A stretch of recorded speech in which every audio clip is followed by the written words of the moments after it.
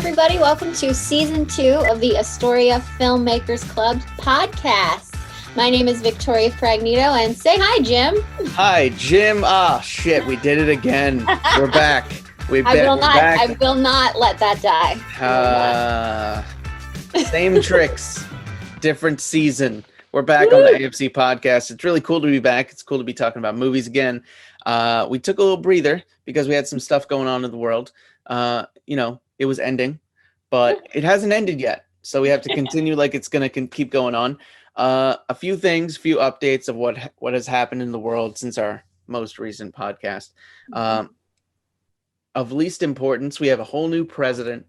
We have coronavirus still running rampant, doing its thing. Yay. But most importantly, Victoria got married. And I think that's a big deal. Look at that. I haven't even seen it yet. Look at that rock.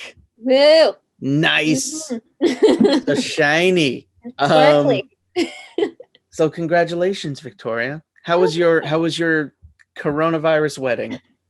It definitely was not what we had originally planned. We were supposed to get married October 16th in New Hampshire at a venue upstate. And we had to make the decision to call that off by June or lose a lot of money. So we did, but we decided we didn't. We've been together for going on 7 years. So we didn't want to wait anymore. So we just decided to get married in my mom's backyard. So that's what we did. We had a really pared down ceremony with pizza and beer as the wedding dish and cannolis instead of a cake. Very Italian. That is the most Italian thing I've ever heard you say. We had a cannoli cake and we had pizza and beer. Yep. Awesome. And then Mom brought out Sunday spaghetti brunch, and that was the most Italian wedding I've ever heard of. Yeah.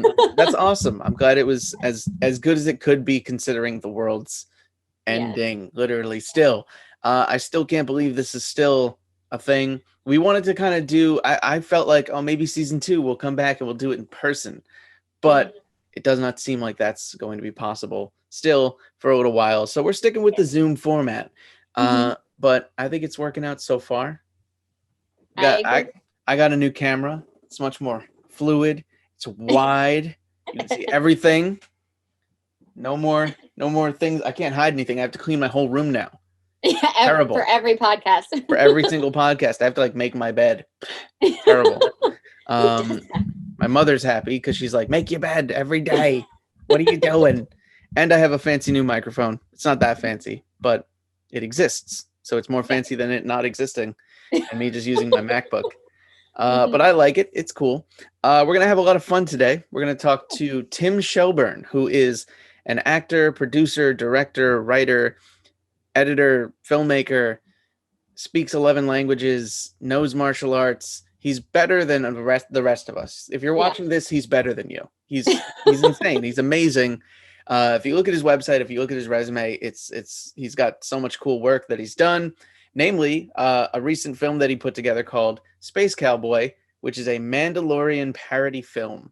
It's basically like he took the casting process of the Mandalorian because he wears a helmet the whole time. And he took the casting process of that and just poked fun at it. Which is it's a fun time.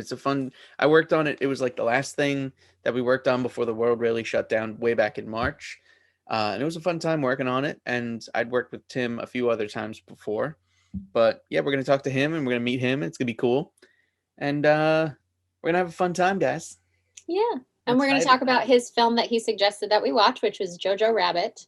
I've been looking for an excuse to watch that film. And so it was a good reason to see it for the first time. I didn't see it when it first came out. You don't need an excuse. It's great.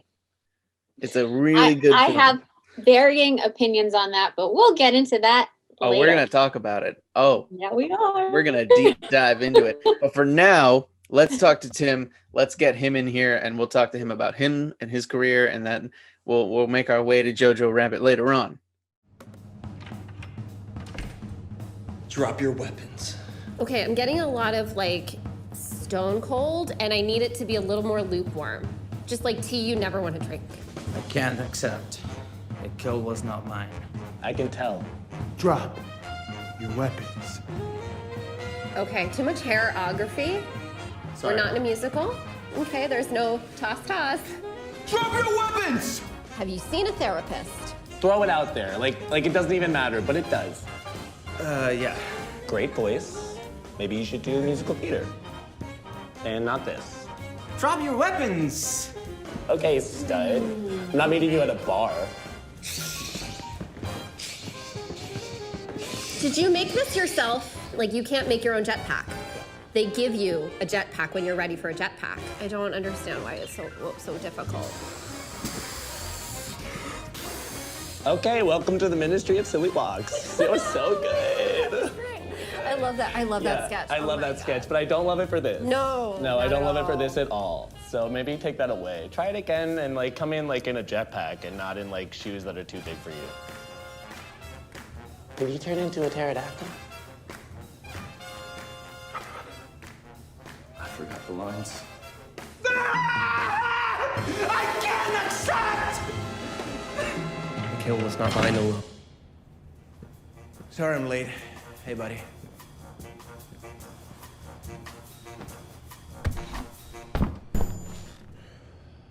Where are we? Oh, Jim was just finishing his read.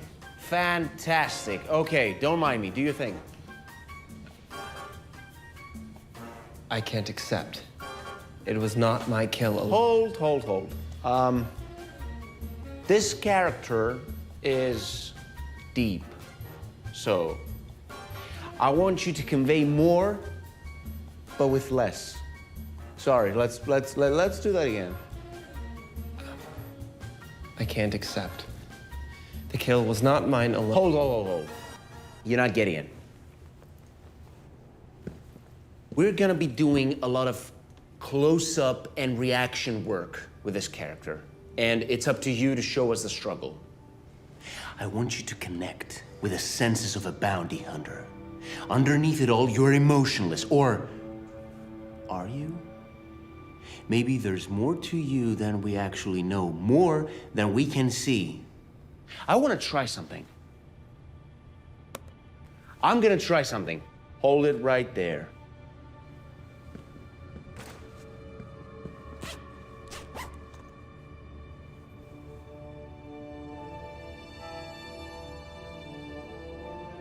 Yeah. That's it. That's it. Try it again. In the helmet. Yeah. Action. And that was a clip from Space Cowboy.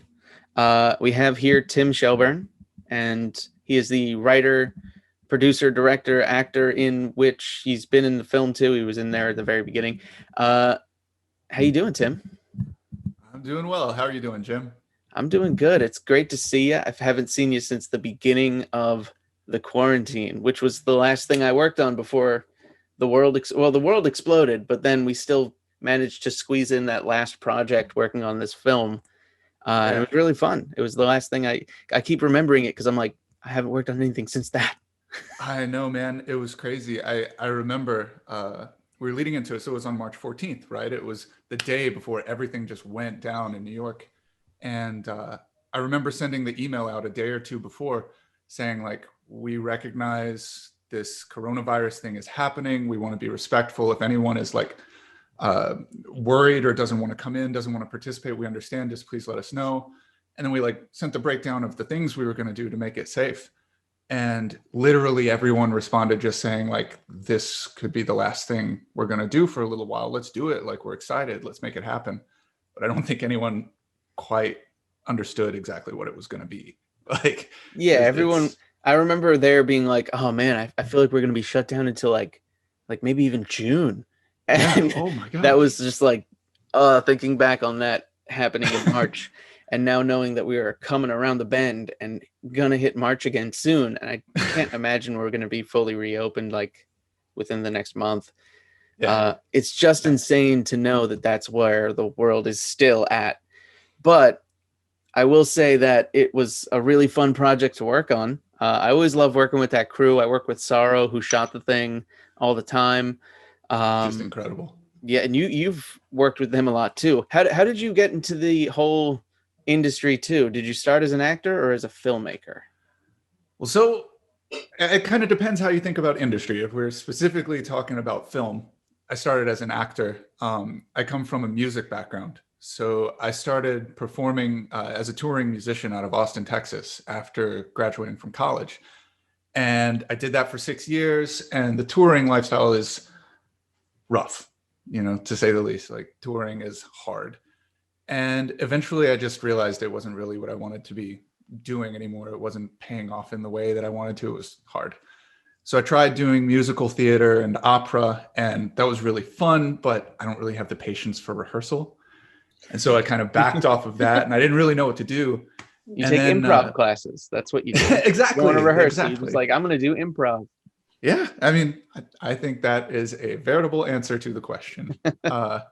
So we wound up with an opportunity to move to New York, got up here, and after about a year, I was having that itch to do something. I still didn't really want to get back on stage. And my wife, we were in Greece at the time. She was speaking at a conference, and she just said, dude, you should try film. We live in New York City. Like, what are you doing? And it had never occurred to me. I always watched, I've always loved movies. I've always loved TV. I've always been very envious of the lifestyles of actors and directors, and just like they seem to get to do these magical things, and it never felt like something I was allowed to do. And when she said that, I was like, hell yeah, let's give it a shot. And so that was really it. I signed up for Backstage from Greece, like on my phone. And then a couple of years later, I'm not the most patient type. It's why rehearsal kind of drives me crazy. And I got a little bit tired of sitting around waiting for the phone to ring purely as an actor. And that made me want to start writing, want to start editing, directing, like finding other ways to work with people in the industry. And that's where it settled, I feel like a lot of people that stick with it wind up playing both sides. They start off as an actor, or they start off as a camera person, then eventually they make their way to the other side of the camera. I have never wanted to be on the other side of the camera. I enjoy being behind the camera, as far away from the camera as possible. But like, it's a lot of times actors find their way, especially too, even successful actors too, the ones that like get work all the time and never have to wait for the phone to ring. Them too, they're like kind of interested in being behind the camera. Like what's his name from The Office? Jim. John. Oh yeah, John Krasinski started making A Quiet Place, and I'm so jealous. I'm so jealous of his career. He's living the life, man. That seems awesome. But yeah, I mean, it's hard as a creative person to have to hitch your entire career to other people giving you the opportunity. So, that is why, that's one of the reasons I started writing in the first place. I know that's why a bunch of, actor friends of mine I know have either hopped behind the camera as a director. They're filming their own things, because it's so hard to get other people to believe in you if you have nothing to show. But if you have nothing, it's this double-edged sword of, we don't want to take a chance on you unless you've done something. Well, if no one's going to let me do something to show I can do it, then how do I get in there? So I think it's a pretty standard course of action, but it's great because then actors and creatives can kind of be like, I know myself the best as an artist, so I know how to showcase myself, rather than just having to say yes to 50 million opportunities just so that hopefully one of them breaks through all the noise. So I love that attitude. I think it's really, really proactive. I mean, I think there's a certain strategic means to an end, and that's kind of what you're describing to it. As an actor and actress coming into it, you're thinking to yourself, like, how can I put myself out there in like a way that's not so painful and desperate like all the time? Because I think we've all been through that situation. But two, at least in my experience, getting in and writing has helped, not just in like understanding characters in general, but in understanding storytelling in general. And directing has I feel like it's made me a much more empathetic person, and it's made me want to work with people more. And so there's like this, in addition to the very practical positives that come as a result, it's also, it's got its own like magic beauty thing to it, on its own, where it's just a different kind of thing, but it's something that I absolutely want to keep, regardless of whether, you know, I book the next Office as Jim or something. It's like, okay, you know, that's cool, but I still want to direct. I still want to write. I still like, I've discovered a passion there. I think that's what's important. I think finding the passion, just keep saying, I'm just going to keep doing the thing that I'm passionate about. And if you can turn that into a career, that's the goal, you know? man. Well, and I find as an actor, and I don't know, Tim, if you feel this way, but I absolutely prefer working with directors who at least have some experience as an actor, whether or not they like tried it and they were like, this isn't for me, but I still want to be in the creative realm somewhere, because they can understand an actor's perspective. So they know how to work with you, and they know how to talk to you, and they know how to elicit the things that they want without making you feel like you're pigeonholed into their idea of what this project is supposed to be. Yeah. I feel like directors a lot of the time, both in theater and in film, can get this idea that they're like the king of the castle and it's their project and everyone has to abide by what they view it as. But what their job actually is they're kind of a mediator between all of these creative ideas, and they have to help meld everything together of, you know, what the designers view of this project, what the DP, you know, is envisioning as, you know, through the lens, and what the actors are bringing to the table. So I love working with directors that have that different perspective to work off of. I feel like it becomes a much more productive project in general. Yeah, I think in terms of so every different person that you work with, like for example, I've been an editor. I've edited a series that's on Amazon Prime. I edit my own work. Editing is one of those things that I got into early, and it's because I'm good on computers. I'm a programmer on the side. That's like my fallback, you know? And so I got into editing, and what that really helped was understand the cinematographer, understand the editor, understand post-production, understand what everyone, like when a gaffer comes to me and says, we need these lights, or we need, like, this is how we need to set it up. Now I have an understanding of, if I don't listen to them, the image will be flat and it's not going to make sense when you go in and you try and do color work on it. And so there's a technical understanding, but specifically responding to what you were saying, talking about working with actors, the biggest thing to me that I don't think I really appreciated until I became an actor, and then even more so once I started directing, is the vulnerability necessary to act and act well isn't just like, oh, I'm just going to be sensitive, or, oh, I need to put on this emotion. It's like, you have to allow yourself to be out there in a very real way, saying, this is just me honest. And if I'm in this situation, here's how I take it on. And I feel like a director who's been an actor understands what the consequences of that vulnerability mean. And when you understand the consequences of that vulnerability, it makes you treat people a little bit differently. And I think with like more respect, perhaps a little more slowly, and try and talk to people rather than just making demands. Mm-hmm. And so I think that's like the relationship that I even see it with my wife. Does all my self-tapes with me. She's my reader, and she's awesome at it. But at first she was like really aggressive in her direction. And it's like, it's my wife. I'm used to it. Like, me and Natalia, it's not a big deal.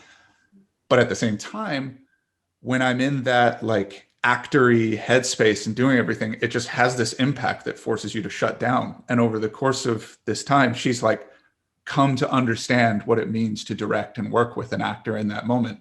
And so now I'm just like, Natalia, you've got to direct. We have to like put something together for you. You understand what it means to work with people. It's really cool. You know, I find something that you said interesting, that you don't have patience, which is why you don't like the rehearsal process, but yet you're an editor at the same time. And I recently, over the last year, have had to turn a lot of theater projects into virtual theater, Zoom production. So I've had to edit that stuff together. And that is the most tedious, time-consuming thing I've ever come across in my life. So I really feel like I have the patience, and I love rehearsal, and I love deep diving into scripts and stuff. But the patience to edit something is a whole different plane. And I have so much respect for people who love to do that. I trick myself into like, oh, I could edit that now that I know. And then I get into it. I'm like, I hate this. Why did I say yes? Victoria, are you sure you don't want to edit the podcasts? No. Oh, okay. I'm here to be face and voice, and that's it. I don't want to edit it. I think, okay, so I'll go ahead and acknowledge, yes, lots of long nights sitting staring at a computer, and that has its costs, right?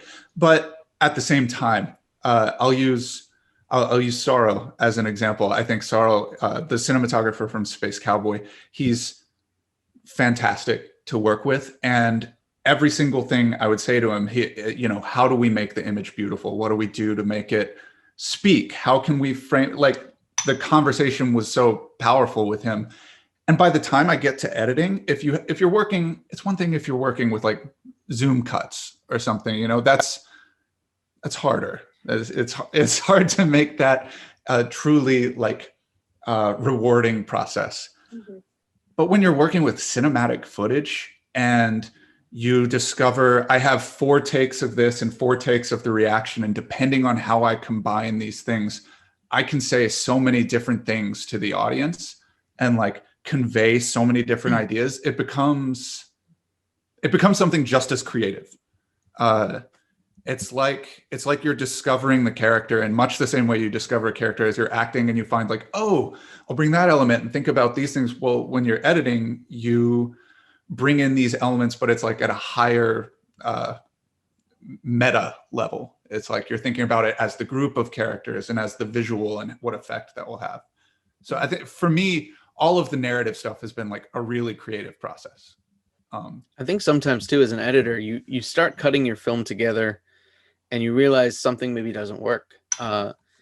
For example, and this is, I'm diving in, I don't know if you can tell I'm a huge nerd, but I know they filmed Avengers Endgame, and the way that Iron Man goes out towards the end of the film, they had him say something completely different. Spoilers. I mean, have you not seen it? No, I've seen it. I'm joking. The massive cultural phenomenon. But before, when that movie came out, they had like just refilmed the ending where he says, "I am Iron Man," and he snaps because he did something else. I think he says something else, and they were just like, "This doesn't work," or he doesn't say anything because Thanos says, "I am inevitable," and on the editing floor, they were like, "He's just sitting there and he just snaps." Nothing happens, and it's just like they felt like they needed an answer to that. Yeah. So they had to refilm that whole thing. So I think once you get into the editing room, and I think the editor is the one who said, "Why doesn't he just say I am Iron Man?" And they were like, "Go get him, go get him. We have to get him back." And he didn't even want to like do it anymore. He was like, "All right, we'll do it one more day."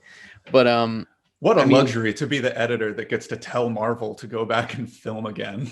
I don't think they told him that. It's not like the editors like go back and film again, but they were in the editing room with him saying, "Hey, there feels like something's missing." And I think when you're cutting something together, it can bring a whole new life or a new idea. And I mean, when you have Disney money, you can go back and refilm with one of the biggest actors on the planet and shoot another scene, or even just another line. You can put all that together just because you can. And I think money solves a lot of problems. But sometimes in a situation where you get on an editing floor and money's not really an option, you can keep diving into playing with what you have and making it something different than what you really thought you were getting into originally. That's always cool. And it's always fun that you can kind of do that via editing. Dude, this is pre-Space Cowboy. My first short film was big news. It's in the festival circuit right now. But it was the first time I had ever done directing. It was the first time I built a shot list. It was the first time, it was the first thing that I wrote that I actually produced and shot. So I didn't really know what I was doing. I didn't go to film school. I've been on set shooting films as an actor, and that was like the extent of it. So for the film, my idea was just, okay, I'm going to get like every close-up angle, every medium shot angle. I'm going to get profiles from the side and then a couple masters. And I was like, I'll just make that work, whatever. And for the most part, it did. It's not particularly exciting. It's definitely more about the characters than it is about the beauty of the shots. 2 people in a coffee shop, whatever. But there are moments that I didn't appreciate as an editor where like you have to have an answer for something. I didn't appreciate it as a director or an editor. And a good example is like, okay, one character gets up to go to the bathroom and the other character is left sitting there. Well, on the script, it just says, Harry gets up to go wash his hands. And then it's the next scene where she's talking to her husband, right? So at that point in time, I wasn't thinking about things in terms of transitions. I was thinking about things in terms of shoot this scene, shoot this scene, shoot this scene.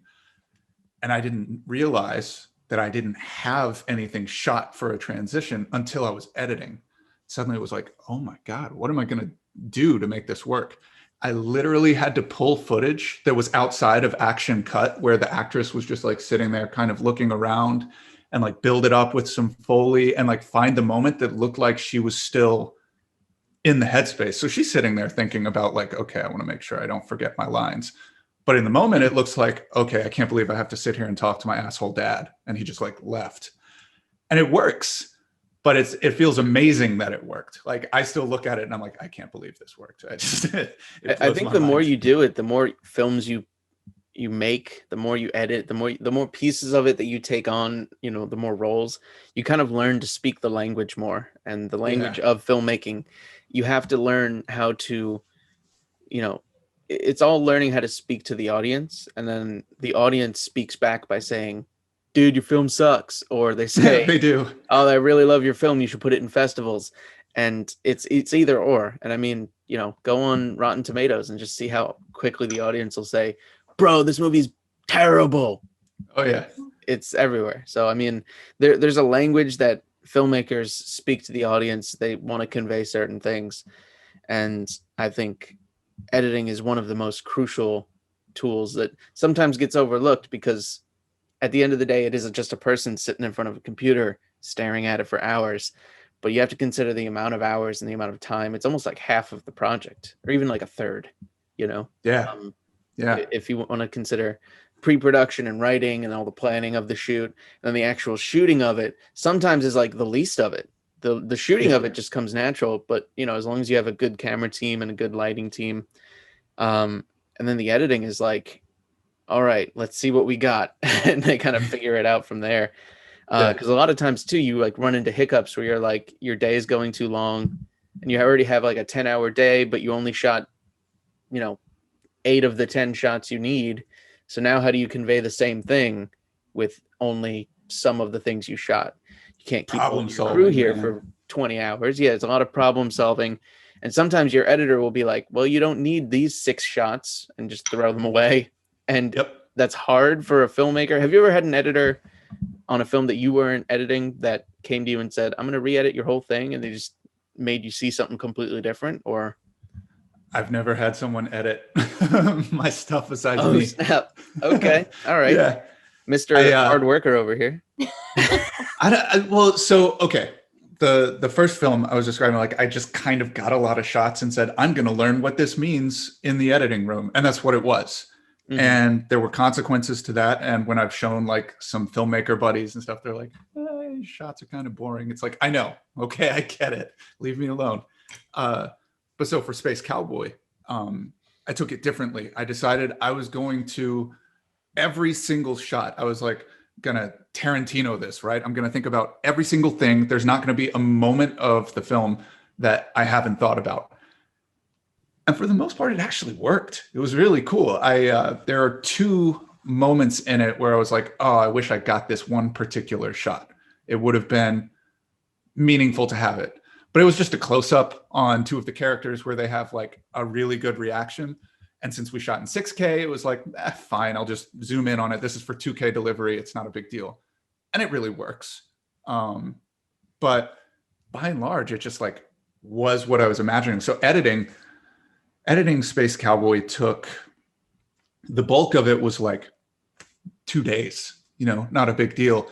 And then there was all the improv stuff where we had like 25-minute takes with 2 cameras shot in reverse, and figuring out how to do that and get the multicam set up, how to cut it together, how to turn 25 minutes into like a minute and a half. That was a lot of work. I think that's one thing too that a lot of people don't realize when they get into filmmaking. You have to explain to new filmmakers. So anybody that's watching this that's never made a film, you're going to film at least like 10 times more than what's going to end up in your film. So if you want to make a 5-minute short film, you're going to have like hours of footage to pour through. And it's just how it's got to be. If you don't do it that way, you're going to realize, oh, I don't have these shots that I should have gotten, or these reactions, or these, you got to plan it out. How was the pre-production for Space Cowboy? Namely, I remember we had a discussion months and months ago about the helmet. You guys made the helmet too. So if you tried at that time, now it's probably really easy, but at the time, Mandalorian season 1 had just finished, and Disney was like holding tight to their merchandising rights, as Disney does. And I went out looking for a helmet that would look good enough, but would be cheap enough that I could buy. There was nothing out there. The only thing I could find that was like reasonable that you could just buy online was this like Russian Etsy guy who was selling them for $300 or $400 each. And I was like, oh gosh, I was really hoping not to pay $300 or $400 for a helmet, but let me look at what other solutions there might be. I was talking to Zev, the producer, and we kind of came up with, well, what if we could build it? Could we make it? Is that reasonable? And then I thought, well, what about 3D printing? What would it cost to 3D print the like original thing and then to finish it myself? And the cost came out to something like $250 to be able to do it all. And then still have like, the spray paint and everything left over so I could do more props. I was like, okay, the difference between $250, $300, I'd rather just have this guy make it. And then he ghosted me. So it was like, oh no, okay, I don't have an option anymore. I have to build it. So we ordered the 3D print. I sanded it down. I was like on my building's rooftop, spray painting this thing and like epoxying it and everything. Just watching YouTube video after YouTube video of all these prop makers. And it was kind of crazy. I think it turned out pretty good. I'm happy with, tell you what, give me 2 seconds. I've got it right here. Oh, nice. Go. I can't believe. I just remember at the beginning of all of the. Yes. Oh my God. Yeah. Fantastic. It does look so good. It really does. I feel like I think it worked. The metal, like, okay, so it doesn't look like steel. Question. This is an important question. Is it better than mine? I know yours is really shiny, Jim. It looks plasticky. Gee, thanks. You're welcome. Did you make it? Absolutely not. So I waited like a month after the Space Cowboy, and I was like, oh, I really would. I like the way he made the helmet. It looks really cool. And then I bought one because it was available then. So it was like, you must have struggled so hard to make one. And then as soon as like the struggle was over, they were like, here, we'll sell them for $100. That's pretty much what was happening. Yeah. I had that saved under my desk this whole time. You've just been waiting. You're like, waiting for the right moment. I was like, he's gonna say something about the helmet, and I'm gonna whip it out. So you brought it up. I see. You're like, so how about that helmet, sneaky. Tim? Yeah, right. What's the deal with airline food? No joke, man. I finished the helmet like 3 days before we were really getting into it. We were like in the middle of casting. So I would run out to a casting session, come home and be like buffing it, trying to get it looking good. It's ridiculous. Fortunately, my wife's an artist, so she was able to help me with like the detailed paint to make it actually look weathered and real. Cause that's like, to me, that's the much harder part. Like spray painting, just don't spray too much, Yeah. I think the hard part too, especially with like Star Wars props and stuff, is that there's so many like Mandalorian characters. There's so many like stormtroopers. So you have to make it look like specifically that helmet, or else someone's don't going to want to mess it up. Yeah, that's some other character, or that doesn't look quite right. Yeah. But I think you nailed it. That's not, yeah. You nailed it. It looks great. For what it was, I'm extremely happy with it. It sits on the shelf proudly. Yep. Well, I gotta ask where the idea for this film came up. Why Space Cowboy? So the whole thing, I love the show. I remember the first time I watched the first episode, I was at home and I was like, everyone's talking about The Mandalorian. I'm a big fan of Star Wars. maybe my wife would like it. I'm not going to bug her. She's asleep. I'm just going to watch this episode. And I watched the first episode. I was like, holy shit. I've got to like wake her up. We've got to watch this show. This is incredible. The music is amazing. Like it was all so badass.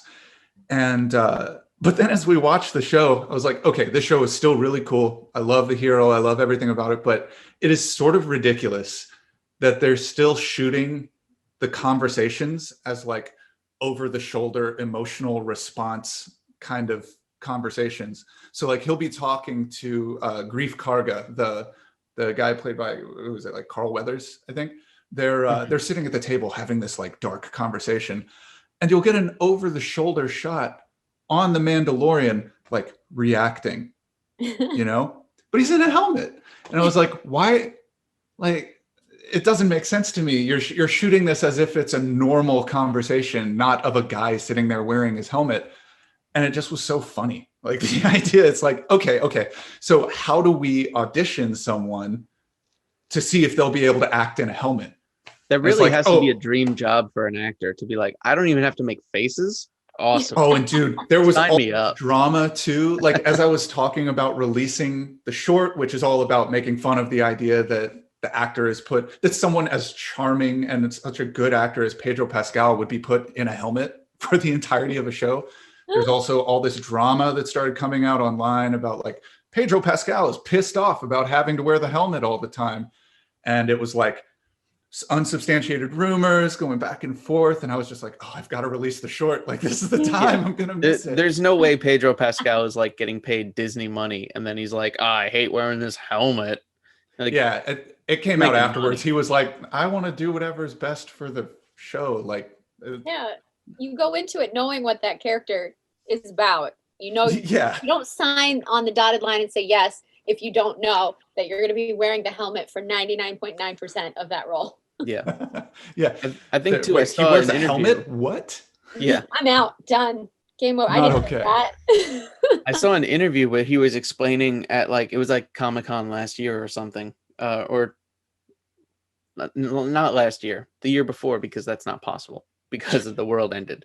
But Not he was legally. explaining when they were showed, like when they first showed him like all the pre-production stuff, and they were like, look at all the drawings and all the, I forget what it's called, just like all the like planning storyboards. Yeah, they showed him like storyboards Like and the character renderings and designs, stuff. and Yeah. they were like showing him all these different aliens, and he was like, which random alien am I gonna be? And they were like, you're the Mandalorian, you're the main guy. And he was like, oh my god. And he was like so happy. And I was like, this guy loves being the Mandalorian. He's also like a grown-up child, and I love it. Yeah. But I think too, one of my favorite lines in Space Cowboy is when they say, yeah, the fans really responded to the helmet after Game of Thrones because of the fight with the mountain where he just crushes his head. I can't take credit. That's my wife's joke. Your wife is so she much said- funnier than you. Oh, she absolutely is. I'm a complete bummer. Like everything I do is like over dramatic. It's like you talk to me, you just go, oh, get this dude out of here. But Natalia, she's like totally enjoyable to be around. She's hilarious. You know, she said the joke when we were at home because I had the script. I like wrote the whole thing, and she was like, yeah, I mean, after Game of Thrones, those fans must be really excited. I was like, that's the best thing I've ever heard. That goes in it. I'm stealing it. I don't care what you say, Natalia. And she was like, you know. She has a good sense of humor, so she's fine with it. Gotcha. Well, I definitely want to talk about the fact that you chose it's like a dark comedy as the film to discuss. So you said you have like a darker mentality on stuff and things. So you chose Jojo Rabbit as your film choice. Tell us why you chose Jojo Rabbit. Well, the first thing, anytime someone asks me about directors, filmmakers, anything right now, my first thought is always Taika Waititi. I think he's incredible. There are very few people who can take such dark, serious subjects and find the life and the humor and the laughter and still be so respectful. So like the thing that blows my mind, anytime you watch him do something, you feel like you're watching real people. You get the behind the scenes of what would really be happening. You get the story that no one is telling. And I think like to tie it back to The Mandalorian, he directed the last episode of season 1 of The Mandalorian that starts with a conversation between 2 stormtroopers. And as soon as that started happening, I was like, this feels like Taika Waititi. And then at the end, it's like directed by Taika Waititi. It's like, of course, it's just incredible. Because he also played the robot in the first season. So he's another person. He's a perfect example of somebody who's on both sides of the camera. He's brilliant. He's played a robot in Star Wars and also Adolf Hitler. Yeah. So and not only that, but diversity like a somewhat darker skinned New Zealander playing Adolf Hitler. It's like, what can you imagine the studio executives when he pitches this idea? He's like, okay, it's going to be about Adolf Hitler. I'm going to play him best friends with a kid in the Nazi youth. Stick with me. They're like, what? But dude, you watch the movie and it's like the lines that he walks between, like showing how a kid could get caught up in the Hitler youth and like be a part of this movement and excited and happy about it. And he makes you feel nostalgic for childhood when you're watching the Hitler youth. Like it's amazing. And at the same, like you feel disgusted while at the same time feeling nostalgia. It's like something beautiful but dark. And you get these like all these different contrasting attitudes of the adults around him, where like his mother clearly has one set of opinions about what's going on with the war and with the country that she was born in. And then you see the army general, Sam Rockwell, who like, he's clearly just disaffected. He's done with it. He doesn't believe in any of the bullshit, but at the same time, he's like in his position, living his life, doing his thing. It's just the depth of character that is brought. And then to look at this like serious drama story and say, by the way, this kid has an imaginary best friend in Hitler, and Hitler's just going to show up and like talk to him like the clown buddy on his shoulder. It's like, who comes up with that? It's just, I don't know. I find it incredible. I mean, the dude is creative and smart. You can't knock him. He's talented. I think, did it win any Oscars? I believe it did. I don't remember if it won. I know it was up for quite a few, including like Scarlett Johansson was up for Best Supporting Actress. She was great as well. She's amazing. This is a very star-studded cast too. It was really awesome. I mean, credit to him as well, because you can tell that as a director, he really brought out a lot of the really great performances from some of these actors. I mean, when you're working with people as talented and as known as Scarlett Johansson and Sam Rockwell, it's easy to bring out great performances from them, but to really hone in and like, I felt like those were the characters, and I wasn't just watching Scarlett Johansson talk. I was watching Jojo's mother, Yeah, man. It won Best Adapted Screenplay. It was nominated for Best Picture, Best Supporting Actress, Best Adapted Screenplay, Best Production Design, Best Costume Design, and Best Film Editing. There you go. Awards. Mm-hmm. I think it deserves all of them. Like when I watched it, I didn't get to watch it until very recently. It was like 3 months ago or something, because I have a toddler and it's been a pandemic, Yeah. So like I finally stayed up one night and watched it, and my jaw was on the floor the whole time. And it's like, you're telling me your toddler doesn't watch movies about Nazis? Not yet. We're working up to that. One day. Yeah. We watched True Lies with her when she was like 10 months old, and it just scarred her. So we've decided to hold off on the Nazi ones yet. Be a slow process in this. We'll tell her about the genocide of the Jews one other time. Yeah, exactly. Other time. We'll get there. I'll leave it to Taika Waititi. I can't do it justice. Right. Yeah. Leave it to a crazy storyteller like him. Yeah. But yeah, man. I mean, it's an amazing movie. Thank you for suggesting it. I'd seen it before, but it was really great soaking it in again, watching it again. And thank you for coming on the podcast, talking to us about your stuff and your career. We're going to put all your links in the description below or to the side or wherever it may be. Located somewhere on the page in general. Yeah. Go find. That's up to the editor, who is not me. So figure it out. It me. Cool. I am the editor. But it'll be fine. I'll edit. I'll do all the work. It's fine. But thank you again, Tim, for coming on the podcast, for being in the first new episode of the new season of the podcast. Yay. Amen. We did it. It's We're exciting, back. Man. Very exciting. And everyone go check out Space Cowboy. Check out Tim's website. See all the other things that he's doing. Check out his resume. And it says that he speaks English, Russian, Mandarin, Spanish, French, and Italian, and also does accents. Dude, we get it. You're better than us. Thanks. I put up a language reel on Instagram the other day.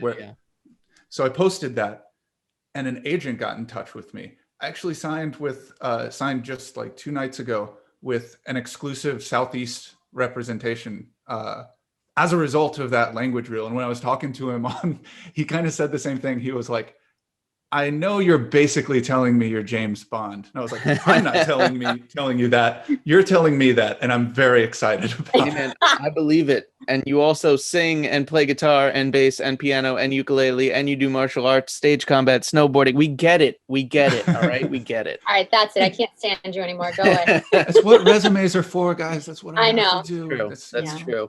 Well, I'm uncomfortable about it too. Everyone go check out Tim and see his amazing resume and some of the projects he has out there.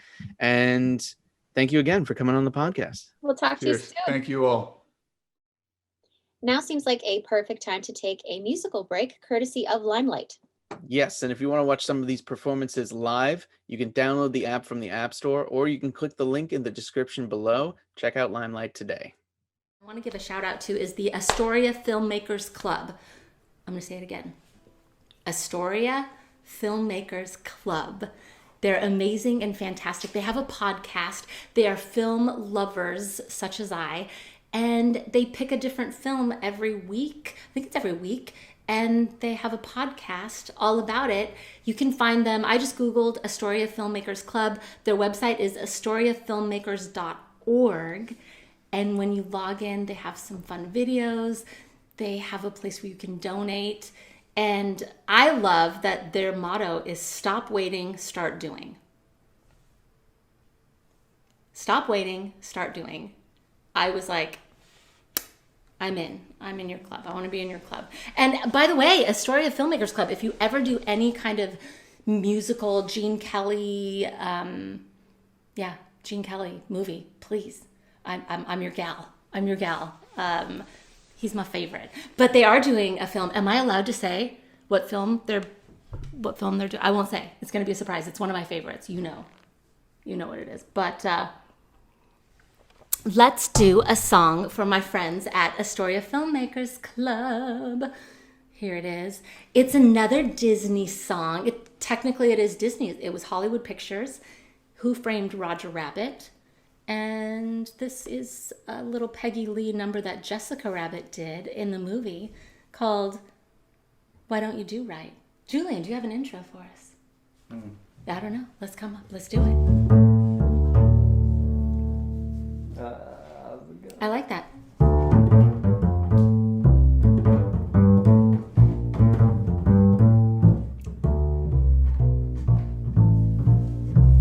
You had plenty money, 1922. You let other women make a fool of you. Why don't you do right like some other men do? Get out of here, go get me money too. You're sitting down wondering what it's all about. You ain't got no money, they'll put you out. Why don't you do right like some other men do? Get out of here, go get me money too. If you had prepared 20 years ago, you wouldn't be wandering now from door to door. Why don't you do right like some other men do? Get out of here, go get me money too.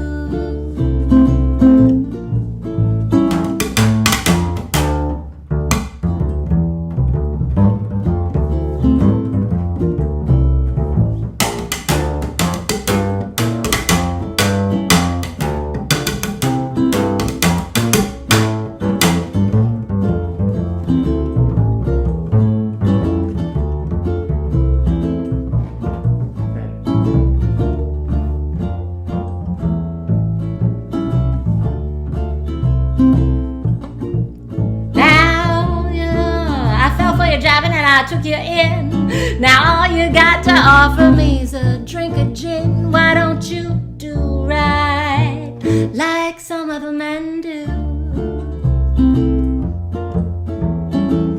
Get out of here, go get me money too. Why don't you do right like some other men do? Like some other men do. Like some other men do.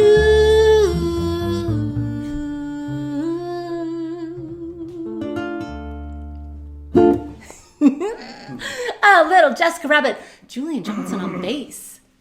Like, I had to stop and admire. Love that bass. More bass. Thank you again to Limelight for that awesome performance. And thank you to our day player, Tim Shelburne, for coming on the podcast, talking to us about his films, his projects, his acting career, his filmmaking career, and Space Cowboy, and his movie choice, Jojo Rabbit. Mm-hmm. Victoria, what did you think of Jojo Rabbit? So going into it, everyone talked about how fantastic it was, how, groundbreaking and all of that. So my expectations were up really, really high. And then I watched it and I felt kind of deflated. I think that while there are some brilliant things about it, and I do really appreciate Taika Waititi as a director, it felt kind of half-assed to me. Really? Yeah. So if you haven't watched Jojo Rabbit, obviously spoiler alerts, whatever. It's a story of a young kid, Jojo, in the Hitler Youth Program right at the end of World War II. And he has an imaginary friend of Adolf Hitler, played by Taika Waititi. And throughout the whole film, he finds out that his mother, Scarlett Johansson, has been hiding a young Jewish girl who was friends with his recently deceased sister, hiding her. And he's hugely indoctrinated into this whole Hitler Youth ideal. He gets hurt right at the beginning of the film, thanks to Hitler in his brain. And he can't go through the youth program like normal. So he's hanging around with the officers back in Berlin in town, Sam Rockwell's character and everything. And throughout the whole film, he's kind of warring with himself of like, he loves his mother, but she's doing the completely terrible thing of, fighting Hitler's Germany and hiding a Jew in the house. But he gets to know this girl, and he starts to question everything. I just really felt like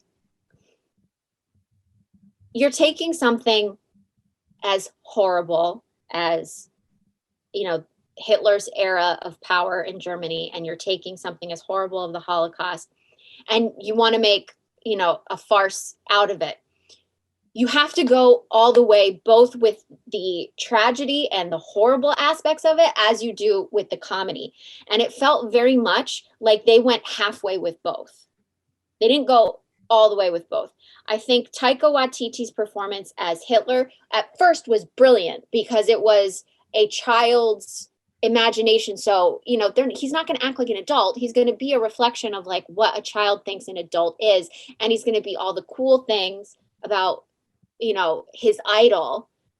But as he's starting to question things, and as he's starting to try to come to terms with this thing that he's been indoctrinated into, Taika Waititi's performance doesn't change. He doesn't get, scarier or anything like that. There's no reflection of what the real Hitler was. And I feel like the performance would have been much more powerful. And he said flat out in an interview that he did no research on what the real Hitler was actually like. He didn't watch videos. He didn't do anything to try and emulate what Hitler was actually like, which feels like kind of a lazy actor choice to me. I would say too, though, I don't think they were going for an accurate Hitler. Well, and I'm not saying New especially Zealander, if he's a childhood imagination of what Hitler's supposed to be, but that took all of the edge out of it for me. It's not edgy anymore. It just seems lazy and boring. And then with the tragedy stuff, like the whole thing with Scarlett Johansson, spoiler, she is passing out pamphlets and propaganda about liberating Germany from Hitler's clutches, and she ends up getting hung in the square. That's, the most heart-wrenching part of the whole thing. But like even the portrayal of Elsa, the young Jewish girl that's being hidden in the house, they don't do anything to celebrate her being Jewish, and I don't know if that was a choice, and I don't know if it was the right choice or the wrong choice. Like there's no prayers, there's no candles, there's no nothing to actually show anything of that. I don't know if it's a choice. I don't know if it was the right choice or the wrong choice, but it just seems to kind of gloss over all the horrible things that actually these people went through. And you're sympathizing more with like Sam Rockwell's character. Like I'm sorry, I don't. And the only interesting part about him was they alluded to him being gay for like 2 seconds, and then they glossed over that whole thing. It would have been so much more interesting to me if they had delved deeper into that.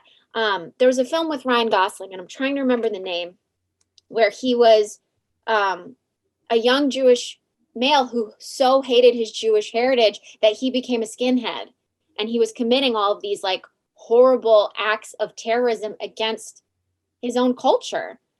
And it's called The Believer. It's from 2001. The Believer, 2001. Yeah. Damn. And it was so interesting. That film to me was so much more interesting to watch someone at war with what they want to believe and who they are than this. Like they just glossed over the whole, like if you're gay and you're a Nazi, that's an insane storyline that you can play with that they just glossed over in 2 seconds. That's true. I don't know. That could explain why. His costume design might allude to that, but I don't know if that was the choice. I feel like they definitely were just trying to have him serve as this character that like was clearly just going through the motions, but also was trying to not do all the horrible things that Nazis did. Like right, but at the same time, like especially in and I'm not gonna get too overly political with it, but in the social climate that we're in right now, it's kind of equivalent to, well, there were good people on both sides. Look, he's a good Nazi. He just did some of the bad stuff, not all of it. I don't care. I don't care. He's still like, just because he liked Jojo, he didn't send Ilsa. He covered for Jojo and didn't send Ilsa to a concentration camp and kill his entire family for hiding a Jewish person in the closet. Like, I just feel like if you're gonna delve that far into, if you're gonna take something as horrendous as the Holocaust and as Hitler's Germany, you gotta go all the way. Go all the way with it. And it just felt really half-assed and not like it did. Like I know some people love it and think it was super edgy, and I didn't see it that way. So what you're saying is that you wish Sam Rockwell took Elsa and put her in a concentration camp. That's what you're awful. You are terrible. No, you think he didn't push it far enough to really emphasize how terrible the Holocaust truly was. Right. Like if you're doing a film to highlight the atrocities of Hitler's reign, and you're doing it to make a farce out of the whole thing to show how bad it really was, you're not showing anything. You really I think it's a tricky balance that you have to strike, because if you want to have a dark comedy, if you have too much dark, people are like, it's not really a comedy. If you have too much comedy, then it's like, it's not really a dark film. Well, exactly. And that's my point, is that they didn't go far enough on either of those ends. It is a delicate balance of having enough comedy to alleviate the dark stuff. But even like when the Gestapo stopped our house with Stephen Merchant, like it just felt like kind of a throwaway of like, oh, this book about Jews is so funny. Oh, thank you. You cheered me up. Like that. It felt like there were no fangs to this film at all. Like it could have been so much smarter and harder and the Black comedy could have been so much stronger, and it just didn't feel like it was there to me. Like, if you're gonna make fun of Hitler, go for it, because at this point, you know, it's been done. The Dictator, you know, back with Charlie Chaplin, and Springtime for Hitler, and all the stuff with the producers, like, making fun of Nazis has been done. How are you going to make it different and make it stick more? And I just don't think that the film went far enough. But maybe it's also because it was built up so much, you know, oh my God, this film is amazing. You know, Maybe, yeah. blah, blah, blah, If everybody blah. tells you it's the best movie ever, and then you see it and you're like, my expectations were really up here, and it wasn't there. But I don't know. I liked the movie. I thought it was great. I thought, you know, Taika Waititi certainly has a style that you can see. It's like at one point Tim mentioned that the Mandalorian episode he was watching, he was like, this feels like a Taika Waititi thing. And then, of course, it was directed by him. Those things that he works on has a certain style. So I have to give him some credit, like, as a director, as a filmmaker. Yeah. Whenever you can, like Martin Scorsese, all of his films look and feel like a Scorsese film. Tarantino, all of his films, you're like, this is a Tarantino film. It's obvious because there's blood everywhere. But everybody has this sort of signature. And I think Taika Waititi kind of has this, like, line that he is in where it's like he likes to lean into the drama and the comedy, but he sits on that line. It's almost like a seesaw, and he's in the middle of it, and he goes back and forth. But I agree, maybe he didn't go far enough into certain things, because there's no point in this movie where I legitimately laughed out loud. There's also no point in this movie, I think, with the exception of Scarlett Johansson's death, and then at the end when Sam Rockwell kind of like sacrifices himself or pushes Jojo away so that Jojo can go off. Those are the only moments that I was like, oh, this was really sad, you know? Right, but then I felt so awkward, like, feeling for Sam Rockwell's character, who's a freaking Nazi. I don't want to feel for him. Like, not that they all have to be painted as, like, they're all, like, every one of them's a monolith, but, like, you know, it's the same as, like, people who commit horrendous acts are just as guilty as people who stand by and do nothing about it. Yes, they're both as bad. So just because you end up trying to, you know, you feel for this kid who's been indoctrinated into this horrible thing, you know, and then you're trying to root for him at the same time, you know, you're trying to root for the people who help him, like Sam Rockwell's character. I still don't really want to feel for Sam Rockwell's character. Like, he doesn't have any redeeming qualities beyond, oh, I like this kid, so I'm not going to turn him in for hiding a Jew in his house. You know, like that to me, like, but the performances, I will give it to all of the actors in it. The performances were fantastic, and I loved Taika Waititi up until Jojo started to question things, and then I was like, man, now this is like, nah. Like, I would prefer to have seen it reflected, because he's part of Jojo's psyche. I would have preferred to see it reflected somehow in his war with himself about, is everything I've been taught, you know, since I came out of the womb, is it all wrong?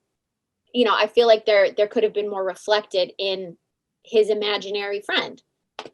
Maybe. I think it would have been really interesting if Taika Waititi walked in at one point and Jojo was like talking to him, and then someone else walks in and goes, Hitler? And he had been real the whole time or something. Like, that would have been totally insane. I think that would have pushed it over the comedy edge, where it's like, why is Hitler hanging out with this little kid? What the fuck? But I mean, Yorkie's my favorite character. Yorkie's my favorite. I was about to say, oh my God, he's the best.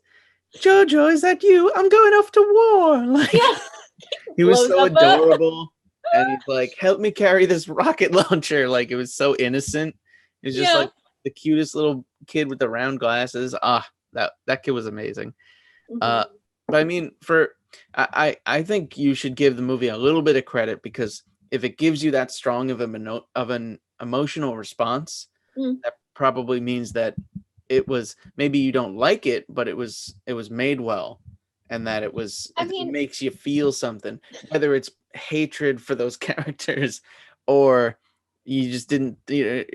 Opinions on the film aside, I think it's important to acknowledge that when a film makes you really feel something, a strong emotion, that the film did a job. Maybe not the job that it set out to do, but we talked about that with Tim a little bit too. Sometimes you get to the editing floor and then the film changes. I think too, sometimes a director might start a film and then the audience hears a different language. It's all a weird language that filmmakers speak to audience members. And for me, it was like a cool dark comedy, and I definitely don't think it was like the best movie ever. I agree with you. It probably could have leaned further into the drama and more of the acts of violence, but it almost took like a cartoony aspect of it and said what's her name, the woman Nazi official. Oh wow. But she's from Pitch Perfect of all things. Yeah. Why can't I? But she's funny. She's hysterical in the film, but her whole character's every word she said was like, is she a cartoon? Rebel Wilson. Yeah. Well, see, the thing is, like, those things would have been funnier, and more jarring. Same with with Stephen Merchant and the Gestapo stopping by and finding that that book so funny. Those things would have hit better and made more of a black comedy if the tragedy parts of it weren't so surface level tragedy stuff. If it had actually gone deeper into the atrocities that the Jewish people were suffering at the time, or what people like Scarlett Johansson who are trying to fight this were going through, I think that would have stood out. The comedy would have stood out more if they had leaned more into the horrific side of the war, but they didn't. And then Rebel Wilson's character would have been a lot more funny. I mean, I do have to admit, the part where she stuck a grenade in the kid's jacket and was like, go give that American a hug, like that kind of stuff, like lean into that more, and then that's the darkest comedy. That is like, exactly, if you're gonna do it, just freaking go for it. That's if Anthony Jeselnik could write a joke for that movie, that was the one he wrote. I don't know if anyone who's watching this, if you don't know who Anthony Jeselnik is, like the dark comedian, but yeah, that was the darkest. I think that was the darkest joke. Go hug that American, and there's just a grenade strapped to this 10-year-old back, and it's just like, oh my god. Yeah. And then what's the other kid's name, the friend? Yorkie. He's like, Yorkie, you've been promoted, here's a gun. Go get him. Right. And then I think too, I think they tried to lean on those darker moments by showing all these characters that they've kind of made you believe you care about them, like we love Yorkie, he's adorable, still a Nazi though. Still a 10-year-old Nazi. But when you see him crying on a battlefield because he's really sad because there's bombs going off and he's terrified, you still feel for him a little bit. It's still tough to watch. It's easier to empathize with a kid in these situations because they are being brainwashed by their parents or society or whatever. Like Jojo obviously is not being influenced by his mother. He's just influenced by, nationalism and all of that stuff. But, it's easier to empathize with them because they are being directed by the people who are supposed to be taking care of them and leading them. But with adults like Sam Rockwell's character and Rebel Wilson's character and stuff, it's hard to empathize with them when, if Sam Rockwell's character is just going through the motions at this point because he doesn't believe in the cause anymore and he's done, he's not doing anything to rectify it. Right. So it's hard to care for him in any sense of the word. He's more hilarious at the beginning when he's at the Hitler Youth Camp. I think his character is weirdly, very cleverly written because obviously you don't care for him because he's a Nazi and that's it. But you find this Nazi that's constantly being demoted. So he's not great at being a Nazi. And then you find out that he knows Scarlett Johansson's character is a really good person. And he lies to all the other Nazi officers. You see that moment where he looked at the pamphlet and said the wrong date for the girl's birthday. And he was just like, yep, you got it. Good. And then the Stephen Merchant's character said something else. He's like, hold on a minute. And he was like, fuck. Like he knew it was kind of like they're going to catch her. And then that is also me. Like it's all going to be a group package. They're all getting hung in the street. So I think the subtext of his character is that he was like hiding behind enemy lines, and that I don't think he necessarily wanted to be there anymore. I mean, but at the same time, how does one person overthrow the entire Nazi Germany? Well, still, but at the same time, and I agree with you on that point, but like what there's, his explanation for, at the beginning when he's giving the speech to the kids at the youth camp, and he's like, I was, out on the battlefield, and I was, a great warrior. And then because I lost my eye, or, I lost sight in my eye, they tell me I can't fight anymore. And that's the whole reason he doesn't believe in this, is just because he's been demoted. Like, that's not a good reason. Yeah, I think for me, I'm like applying more subtext than what was actually in there. So I'm in my head, I'm like, maybe that's not really what happened. Maybe he lost his eye and he just didn't want to kill anybody, so he's just hiding in a hole the whole time, and he just ran away from it. And because he's a coward and he ran away, they demoted him. But we don't know. We never see an origin for him. But I think for me, the big thing was that at the end, he's a character you're not supposed to care about because he is a Nazi. But at the end, he does the old Yeller thing where he's like, go on, get. And he like shoos away. And Jojo doesn't get it. He's like, no, wait, he's really a good person. Like, he's realizing in that moment that he's actually a good person, or trying to be a good person. I mean, and maybe Victoria, we played Red Dead Redemption. Bad people can become good people. We know this. I'm forcing you to like Sam not over Arthur Morgan. Hashtag never over Arthur Morgan. Rest in peace, Arthur Morgan. Red Dead Redemption. But I mean, look, it's really hard to also go back and say, yeah, that Nazi, he was a good one. He was a good Nazi. Right.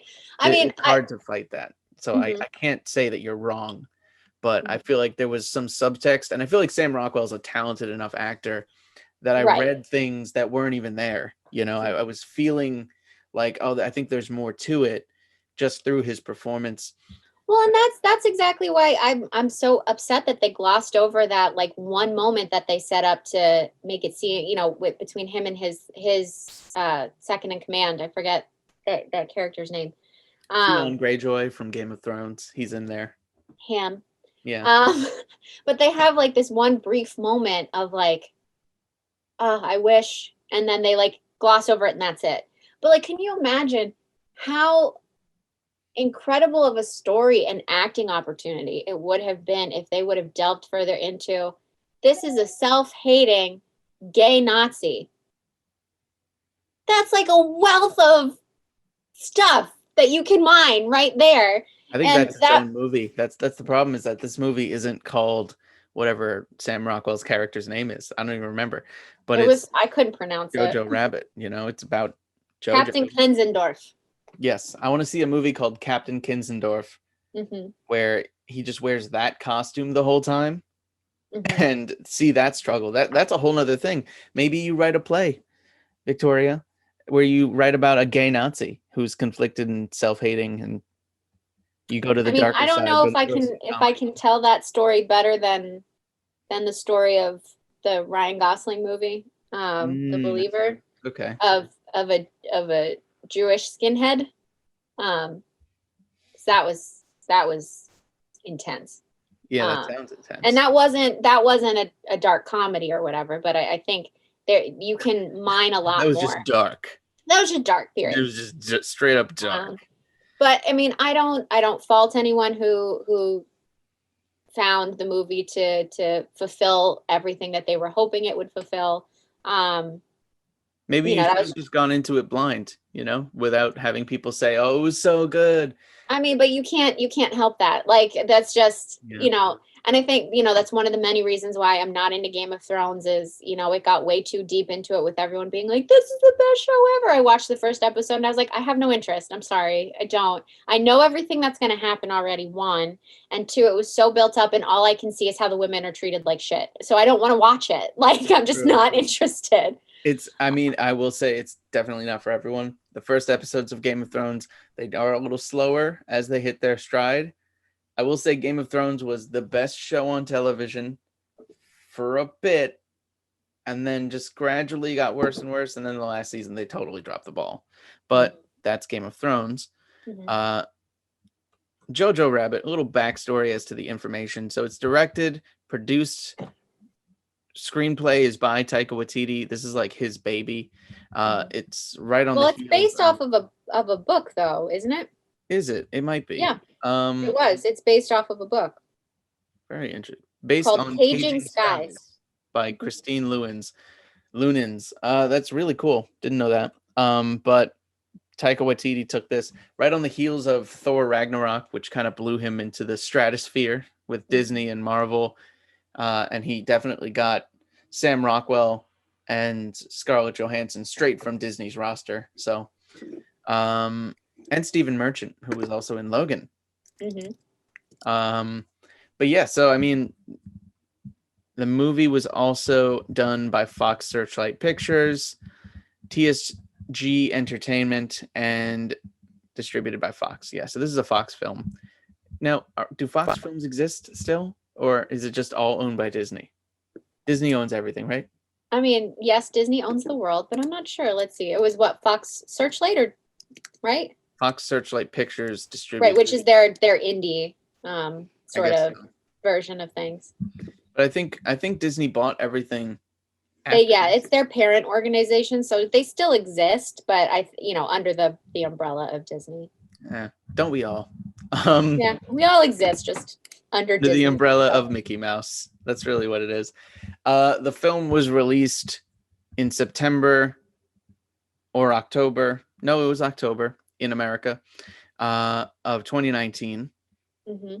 And its budget was $14 million and it brought in $90.3 million.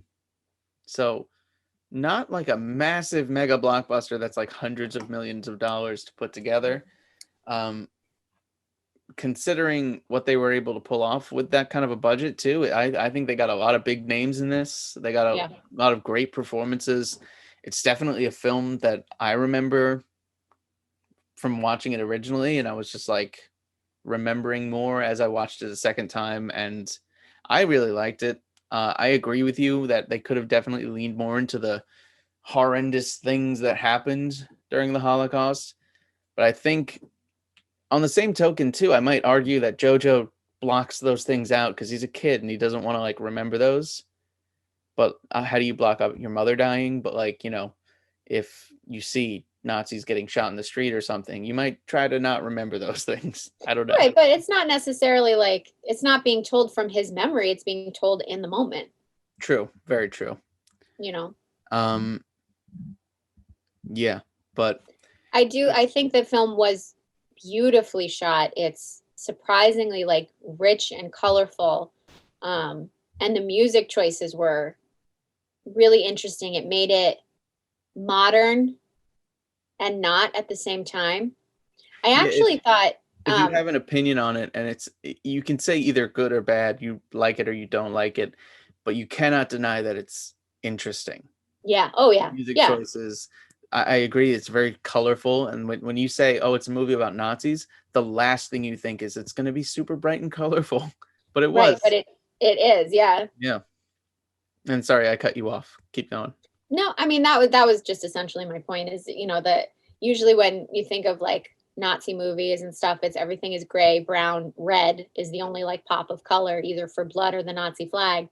But this had like, it was bringing out the beauty of Germany, in the blue skies and the green rolling fields and all of that. At the same time, it was this horrific event is happening, and leaning further into that stuff, I think would have been beneficial. But I thought it was really interesting throughout the film. Everybody was kind of like on the consensus of like, we're losing, we're losing this war. Like, we know it. And they were all just like, we can't really do anything about it, but we're here and just going through the motions. And I think that was why this film resonated with not just you, but a lot of people, because a lot of people, especially, I think if this movie came out like last year or today, even just that 2-year difference would have made a world of difference. I think people would have lost their shit having seen this movie today. Well, I mean, it didn't get a really great reception. There were a lot of people who didn't like it, not just for like my point of view, because I read a lot of reviews after I watched it that echoed a lot of what I was saying about how like it didn't go far enough.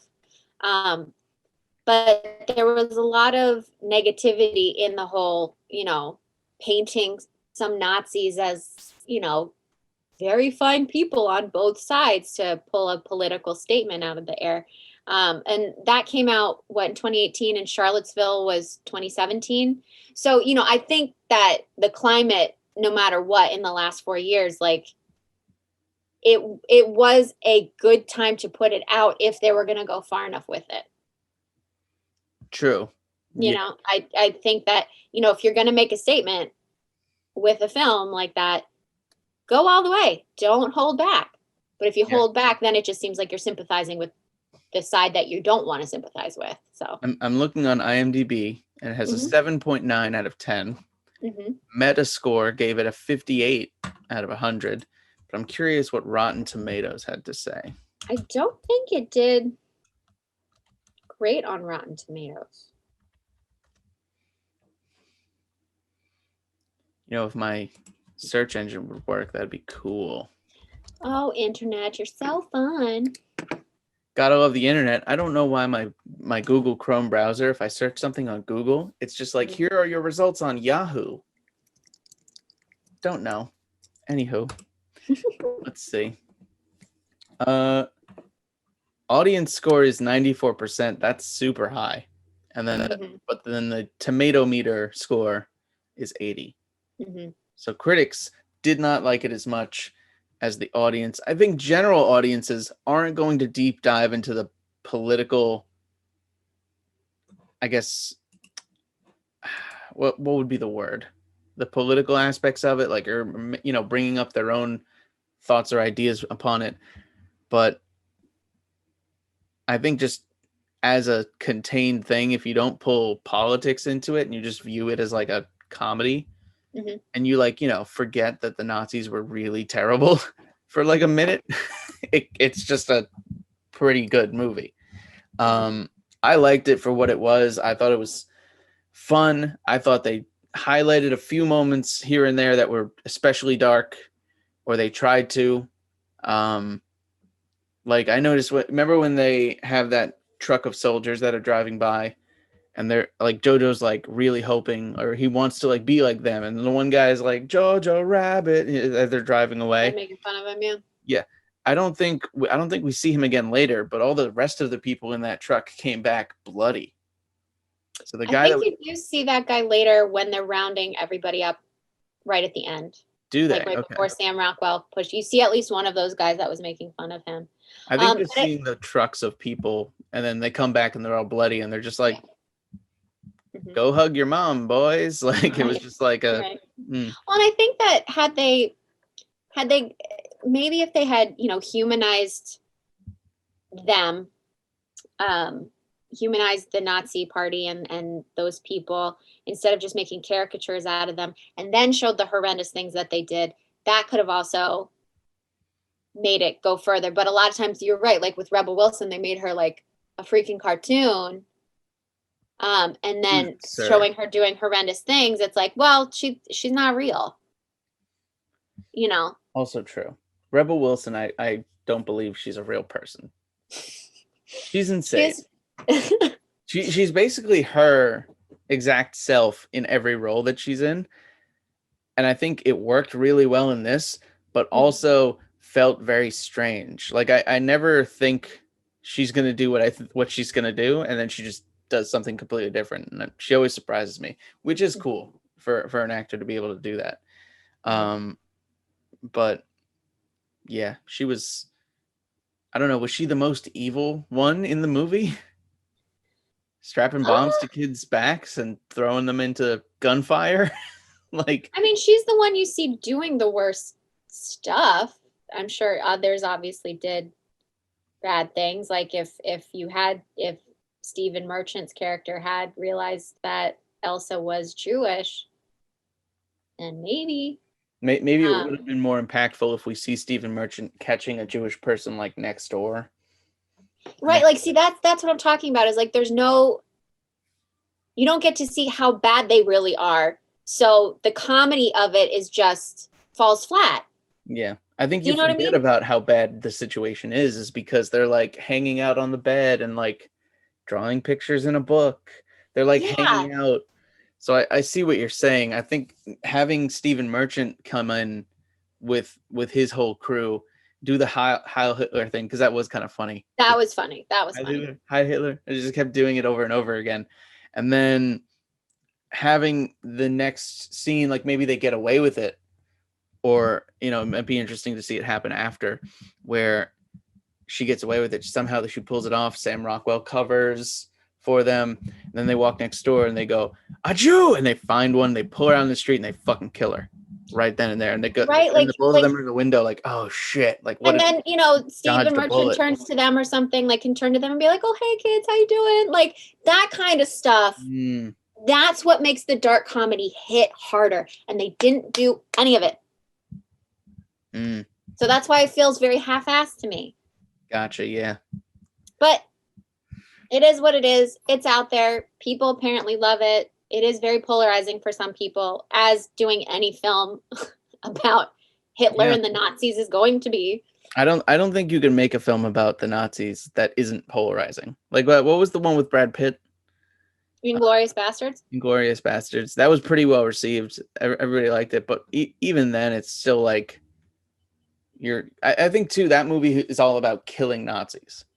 So that they get away with it more because they're like, we're on this side, you know.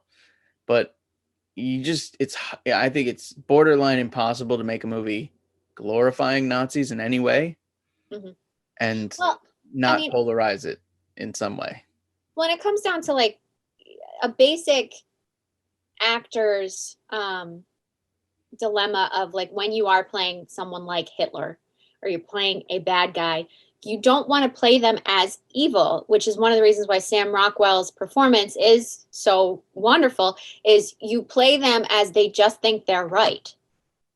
You know? And so, you know, humanizing them and making them seem, you know, seeing them in regular situations with like family and stuff. There was this picture of like Hitler with a little girl that went around, and people were freaking out over it. And someone actually broke it down and was like, the reason why this is so freaky to look at is because it humanizes him. It makes him look like a regular person. And that's what makes his atrocities so bad. Yeah. So, you know, that would have been a little more effective in telling the story and showing who they really were.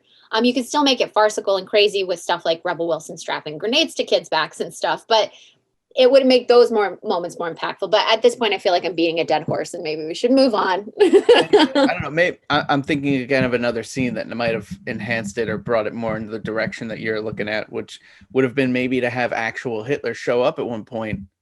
Not as like, oh, he's always been real Hitler, just hanging out with Jojo, but like actual Hitler shows up in the town and we see him just doing something very human, you know, like walking his dog. He had German Shepherds. He loved dogs.